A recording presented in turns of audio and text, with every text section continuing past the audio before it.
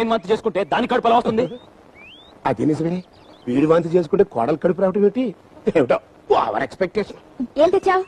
అన్నీ తెచ్చాను గాని అమ్మా నాకు ఈ విషయం తెలిసింది నిజమేనా? ఏంటది? అబ్బాయి గారికి నరాలికినిసట్టుగా.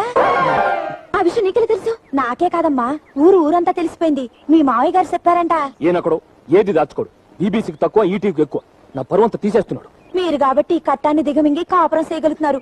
ఇంకొక ఆరదైతేనా ఎవరినొకరు చూసుకొని లేసిపోయి ఉండేది. నువ్వు ఇక్కడికి వచ్చింది కూరలమ్మటానికి, సొల్లు కబుర్లు చెప్పడానికి కాదు. వచ్చిన పని చూసుకొని వెళ్ళు. నరాలికినిసుంటే ఇట్టాగే కోపాలొస్తాయమ్మా. చూడు, మీరందరూ అనుకుంటున్నట్టుగా పెద్ద లోపమే లేదు ఆయనకి.